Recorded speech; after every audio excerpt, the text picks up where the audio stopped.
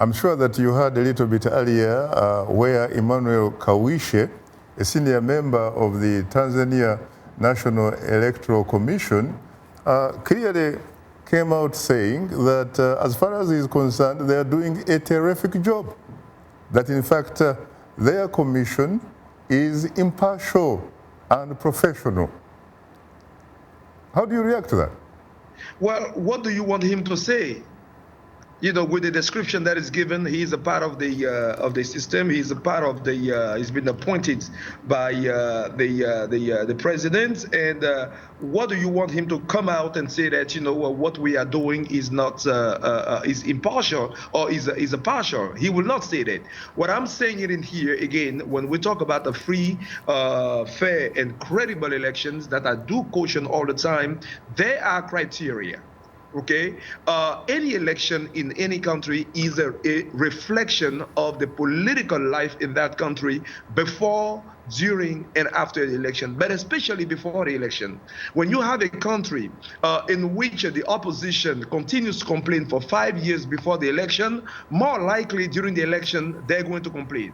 When you have a country when before the election, opposition members or even the other political parties or political leaders complain about how the electoral commission is put together, more likely during the election and after the election, you will have those sort of complaints. So for me, in my analysis, I'm not be surprised to hear the leader of the Electoral Commission say that he is doing a credible job until, right, you have sufficient proofs being brought by the opposition to show that, hey, again, you have this and that. I can do a comparison real quick with the Ivory Coast. You know that in the 2010 election, there has been a lot of complaints and a lot of contention around the Electoral Commission, the ways in which the Electoral Commission announced the results that was supposed to be provisional results, and the election should be confirmed by the Constitutional Council.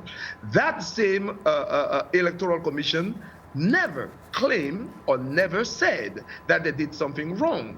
And the same leader or the same president of the Electoral Commission in the Ivory Coast is the one who, again, presided over the organization of the election on October the 25th here. So all that to say that I'm not surprised of what is being said by this gentleman about him doing a great job. All I'm cautioning is that there are criteria to determine whether an election is free, fair, and credible.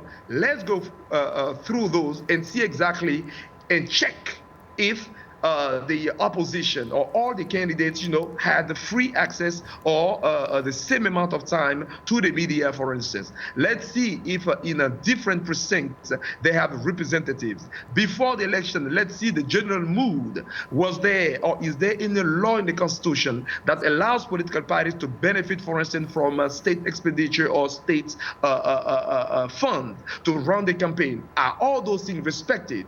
Then we can lean toward. Now, the last thing I want to say, whether the election is free, fair, and credible, very often we hear the opposition talking about it. But again, although I know that most of the time political parties in power are responsible for any rigged election or any fraud, we should not also exclude the fact that opposition political leaders can also be liable when it comes to the question of fraudulent elections. I see.